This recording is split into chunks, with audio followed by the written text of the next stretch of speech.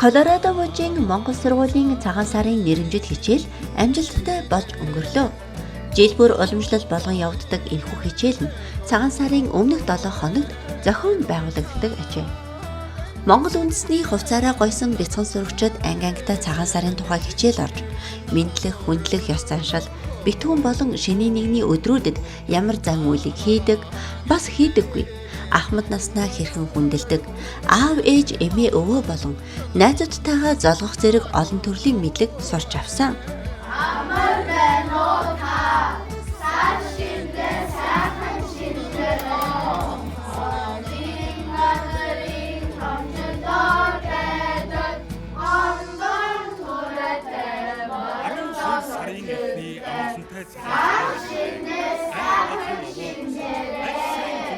Мөн сурагчид маань ангидаа сүйтэй цай чанан өөртөө бэлтгэн бууз хийж, уул боо хэвлэх, хэрхэн хийдэг талаар суралцсан.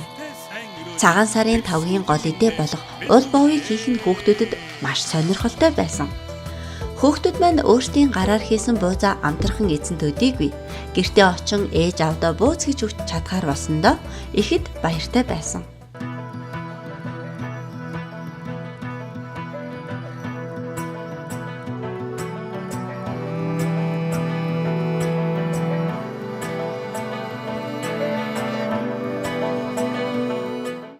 Мөн Монгол гэр хэрхэн барих талаар сурч, ангидаа шагаагаар наацсан.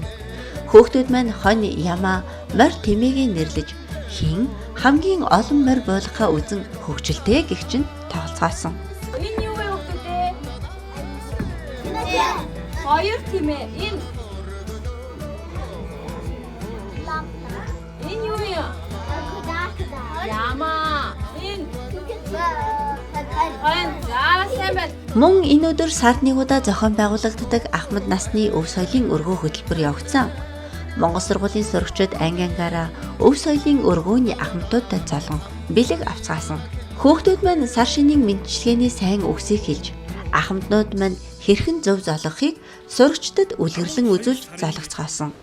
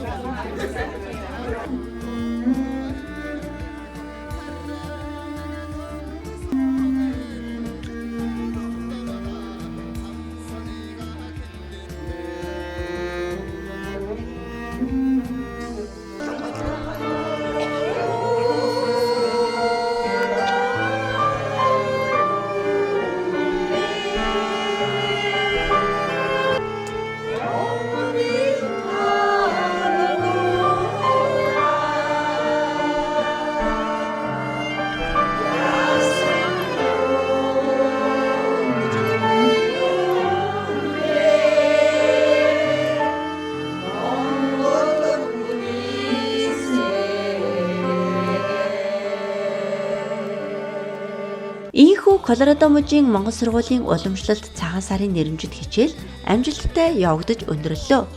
Хүүхдүүд маань төрлөх хэлээр Монгол үндэсний хамгийн том баяр болох сар шинийн баяраа хэрхэн тэмдэглэн өнгөрүүлэх, ахмад наснтай мэдлэн залгах, эдээ будаагаа бэлтгэх, дээл хувцас зөв өмсөх, шагаа наадгаагаар тоглох, бэлэгтэй сайн үгсийг хэлэлцэх гэд олон зүйлийг сурч мэдсэн танин мэдхийн хөгжилтэй өдөр өнгөрлөө.